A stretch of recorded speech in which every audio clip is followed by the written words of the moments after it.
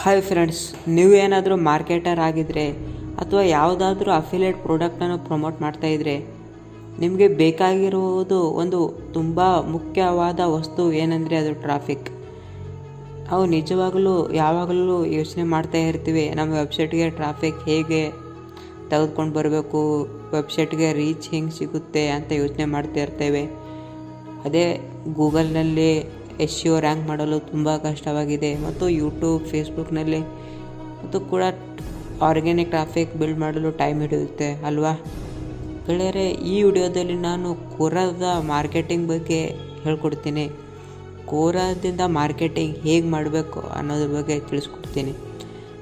Friends, ನಿಮಗೆಲ್ಲ ಗೊತ್ತೇ ಇರುತ್ತದೆ, ನೀವು ಕೂಡ ಕೋರಾ ಯೂಸ್ ಮಾಡಿರ್ಬೋದು, ಕೋರಾ ಹೇಗೆ ವರ್ಕ್ ಆಗುತ್ತೆ ಅಂತ.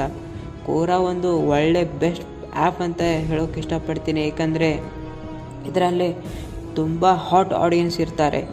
ಯಾವುದಾದ್ರೂ ಕ್ವಶನ್ ಅರೈಸ್ ಆಗಿದ್ದರೆ ಒಂದು ವೇಳೆ ನೀವು ಅರ್ಥ ಮಾಡ್ಕೊಳ್ಳಿ, ನಿಮ್ಮದು ಯಾವುದಾದ್ರೂ ಪ್ರಾಡಕ್ಟ್ ಆಗಿದ್ದರೆ ಅಥವಾ ಯಾವುದಾದ್ರೂ ಸ್ಟೋರ್ ಆಗಿದ್ದರೆ ನಿಮ್ಮ ಸ್ಟೋರ್ನ ರಿಲೇಟೆಡ್ ಕ್ವಶನ್ ಅರೈಸ್ ಆಗಿರುತ್ತೆ ಕೋರಾದಲ್ಲಿ. ಅದನ್ನು ಆನ್ಸರ್ ಮಾಡುವುದರ ಮೂಲಕ ನಿಮ್ಮ ಬ್ರ್ಯಾಂಡ್ ಅವೇರ್ನೆಸ್ ಹೆಚ್ಚಿಸ್ಕೊಳ್ಬೋದು. ಅಥವಾ ನಿಮ್ಮದು ಯಾವುದಾದ್ರೂ ಅಫಿಲಿಯೇಟ್ ಪ್ರಾಡಕ್ಟ್ ಆಗಿದ್ದರೆ, ನೀವು ಅಫಿಲಿಯೇಟ್ ಪ್ರಾಡಕ್ಟ್ ಸೆಲ್ ಮಾಡ್ತಾಯಿದ್ರೆ ನೀವು ಪ್ರಾಡಕ್ಟನ್ನು ಹೇಗೆ ಸೆಲ್ ಮಾಡಬೇಕು, ಯಾವ ರೀತಿ ಸೆಲ್ ಮಾಡಬೇಕು ಅಂತ ಅಂದ್ಕೊಳ್ತೀರಿ. ಮೊದಲನೇದಾಗಿ ಯಾವುದಾದ್ರೂ ನೀವು ಅಫಿಲಿಯೇಟ್ ಪ್ರಾಡಕ್ಟನ್ನು ಚೂಸ್ ಮಾಡಿರ್ತೀರವಲ್ವ, ನಿಮ್ಮ ನಿಶನ್ನು ಚೂಸ್ ಮಾಡಿರ್ತೀರಿ. ಒಂದು ವೇಳೆ ನಿಮ್ಮ ಪ್ರಾಡಕ್ಟ್ ಹೆಲ್ತ್ನ ರಿಲೇಟೆಡ್ ಆಗಿದ್ದರೆ, ಫ್ರೆಂಡ್ಸ್, ನೀವೇನಾದರೂ ಕೋರಾದಲ್ಲಿ ಅಫಿಲಿಯೇಟ್ ಪ್ರಾಡಕ್ಟನ್ನು ಪ್ರಮೋಟ್ ಮಾಡ್ತಾಯಿದ್ರೆ ಅದು ಕೂಡ ಹೆಲ್ತ್ ಪ್ರಾಡಕ್ಟ್ ಆಗಿರಿದ್ದರೆ, ಕೋರಾದಲ್ಲಿ ಆಲ್ರೆಡಿ ನಿಮ್ಮ ಪ್ರಾಡಕ್ಟ್ನ ರಿಲೇಟೆಡ್ ಕ್ವಶನ್ಗಳು ಆಲ್ರೆಡಿ ಅರೈಸ್ ಆಗಿರುತ್ತವೆ ಅಲ್ವಾ. ಅದೇ ರೀತಿಯಾಗಿ ನೀವು ಕೂಡ ಆನ್ಸರ್ ಮಾಡ್ಬೋದು. ಯಾವುದಾದ್ರೂ ನಿಮಗೆ ಸಫಿಷಿಯೆಂಟ್ ಕ್ವಶನ್ ಅನಿಸಿದರೆ ಆ ಕ್ವಶನ್ಗೆ ನೀವು ಆನ್ಸರನ್ನು ಮಾಡ್ಬೋದು.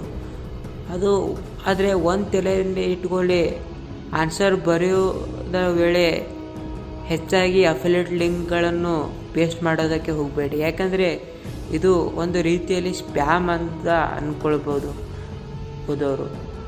ಅದೇ ಕಾರಣಕ್ಕಾಗಿ ನೀವು ರಿಲೆವೆಂಟ್ ಆಗಿರುವ ಜಾಗದಲ್ಲಿ ಮಾತ್ರ ಅಫಿಲಿಯೇಟ್ ಲಿಂಕನ್ನು ಪೇಸ್ಟ್ ಮಾಡಿ, ಅಥವಾ ಮತ್ತೆ ಪದೇ ಪದೇ ನಿಮ್ಮ ಲಿಂಕನ್ನು ಪೇಸ್ಟ್ ಮಾಡೋದಕ್ಕೆ ಹೋಗಬೇಡಿ. ಏಕೆಂದರೆ ಸ್ಪ್ಯಾಮಿ ಆಗಿ ಕಾಣುತ್ತದೆ.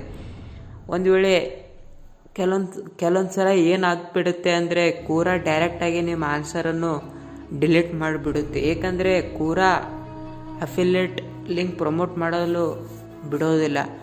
ನೀವು ಯಾವ ರೀತಿ ಅಫಿಲಿಯೇಟ್ ಲಿಂಕ್ ಪ್ರಮೋಟ್ ಮಾಡಬೇಕು ಅನ್ನೋದ್ರ ಬಗ್ಗೆ ನೀವು ಯೋಚನೆ ಮಾಡ್ತಿರ್ಬೋದು.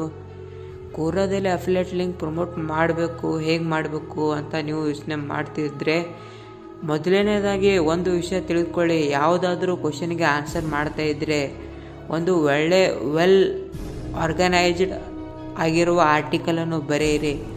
ತುಂಬ ಒಂದು ಸ್ಪಷ್ಟ ರೀತಿಯಲ್ಲಿ ಆರ್ಟಿಕಲ್ ಬರೆಯಿರಿ. ಒಂದು ಪ್ರಾಡಕ್ಟ್ನ ಹೆಲ್ಪ್ ಹೇಗೆ ಈ ಪ್ರಾಬ್ಲಮ್ಗೆ ಸಾಲ್ವ್ ಮಾಡ್ಬೋದು, ಹೇಗೆ ಈ ಪ್ರಾಡಕ್ಟ್ನ ಇಂಗ್ರೀಡಿಯೆಂಟ್ಸ್ ಹೇಗಿದೆ ಅಥವಾ ಎಲ್ಲ ಡೀಟೇಲ್ಸ್ ಬರೆಯಿರಿ.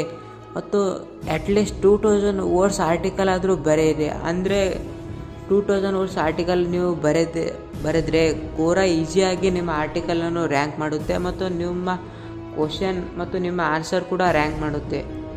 ಇದೇ ರೀತಿಯಾಗಿ ನೀವು ಅಫಿಲಿಯೇಟ್ ಲಿಂಕ್ ಡೈರೆಕ್ಟಾಗಿ ಪ್ರಮೋಟ್ ಮಾಡಿದ್ರೆ ಕೋರಾ ಡಿಲೀಟ್ ಮಾಡುತ್ತೆ ಅಲ್ವಾ. ನೀವು ಒಂದು ಕೆಲಸ ಮಾಡ್ಬೋದು, ನೀವು ಯೂಟ್ಯೂಬ್ ಚಾನಲ್ ಲಿಂಕನ್ನು ಪ್ರಮೋಟ್ ಮಾಡ್ಬೋದು ಅಥವಾ ಯೂಟ್ಯೂಬ್ ವಿಡಿಯೋ ಲಿಂಕನ್ನು ಪ್ರಮೋಟ್ ಮಾಡ್ಬೋದು.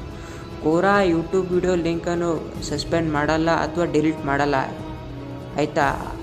ಇದೊಂದು ಪ್ಲಸ್ ಪಾಯಿಂಟ್ ಆಗಿದೆ. ಯೂಟ್ಯೂಬಲ್ಲಿ ನಿಮ್ಮ ಬ್ರ್ಯಾಂಡ್ನ ಯಾವುದಾದ್ರೂ ವಿಡಿಯೋ ಇದ್ದರೆ ಅಥವಾ ಯೂಟ್ಯೂಬ್ ಡಿಸ್ಕ್ರಿಪ್ಷನಲ್ಲಿ ನಿಮ್ಮ ಪ್ರಾಡಕ್ಟ್ನ ಲಿಂಕ್ ಇದ್ದರೆ ಅದನ್ನು ಕೂಡ ಕೋರಾದಲ್ಲಿ ಮಾರ್ಕೆಟಿಂಗ್ ಮಾಡ್ಬೋದು. ಇದು ಒಂದು ಒಳ್ಳೆಯ ರೀತಿಯಾಗಿ ವರ್ಕ್ ಆಗುತ್ತೆ.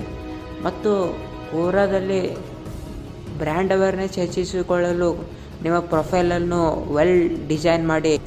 ಫ್ರೆಂಡ್ಸ್, ನೀವು ಕೋರಾದಲ್ಲಿ ಯಾವುದಾದ್ರೂ ಪ್ರಶ್ನೆಗೆ ಉತ್ತರಿಸುವುದಕ್ಕಿಂತ ಮೊದಲು ನೀವು ಆರ್ಟಿಕಲ್ ಬರಿಬೇಕಾದ್ರೆ ಮೊದಲು ಒಂದು ಇಮೇಜನ್ನು ಕಂಪಲ್ಸರಿಯಾಗಿ ಹಾಕ್ಕೊಳ್ಳಿ. ಏಕೆಂದರೆ ಒಂದು ಇಮೇಜ್ ಕೆಳಗೆ ಆರ್ಟಿಕಲ್ ಬರೆದರೆ ಅದು ಒಂದು ಒಳ್ಳೆಯ ವಿಷಯ, ಆಯಿತಾ.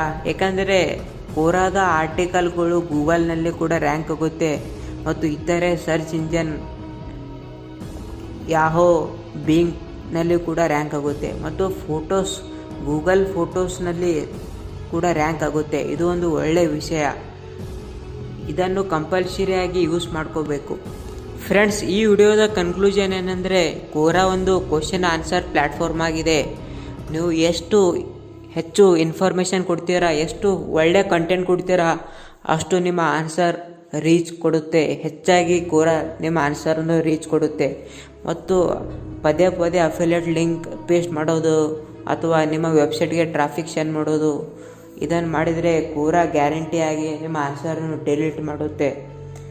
ಮತ್ತು ಕೋರಾ ಒಂದು ಒಳ್ಳೆ ಪ್ಲ್ಯಾಟ್ಫಾರ್ಮ್. ಇದನ್ನು ಒಳ್ಳೆ ರೀತಿಯಾಗಿ ಯೂಸ್ ಮಾಡಿದರೆ ನೀವು ಕೂಡ ಒಳ್ಳೆ ಮಾರ್ಕೆಟಿಂಗ್ ಮಾಡ್ಬೋದು, ಒಳ್ಳೆ ರೀತಿಯಾಗಿ ಹಣ ಸಂಪಾದಿಸ್ಬೋದು. ಇದೇ ರೀತಿಯಾದ ಇನ್ಫಾರ್ಮೇಷನ್ಗಾಗಿ ಯೂಟ್ಯೂಬ್ ಚಾನಲ್ಗೆ ಸಬ್ಸ್ಕ್ರೈಬ್ ಮಾಡಿ.